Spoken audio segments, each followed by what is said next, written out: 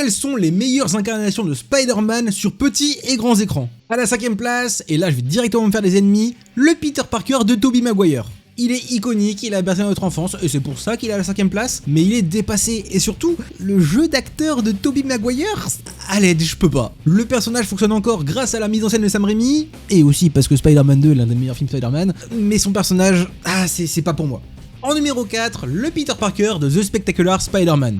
Probablement le Spider-Man le mieux écrit à mes yeux. Chaque épisode développe Peter, ses relations, ses erreurs et surtout les conséquences de sa double vie. C'est la série qui comprend le mieux pourquoi être Spider-Man détruit autant la vie de Peter. Et pourtant en numéro 3, j'ai mis celui de Your Friendly Neighborhood Spider-Man. J'ai fait une vidéo dessus, n'hésite pas à passer la voir. Et honnêtement, cette série elle a vraiment réussi ce que le MCU a raté pendant des années, donner un mentor à Peter mais ne pas l'en faire dépendre. Il apprend vite, il galère seul, il prend ses propres décisions. Là où le Spider-Man du MCU a mis 3 films à devenir indépendant, cette série l'a compris directement. Et surtout, on n'est qu'à la saison 1. À la seconde place, Miles Morales dans ses films attitrés. Miles, c'est la meilleure évolution moderne du mythe Spider-Man. Le style, la musique, l'animation, les émotions, tout fonctionne. Et le saut de la foi reste probablement la scène Spider-Man la plus inspirante depuis 20 ans. Et avant de révéler le top 1, il faut que je vous mette une mention honorable pour le Spider-Man japonais de 1976.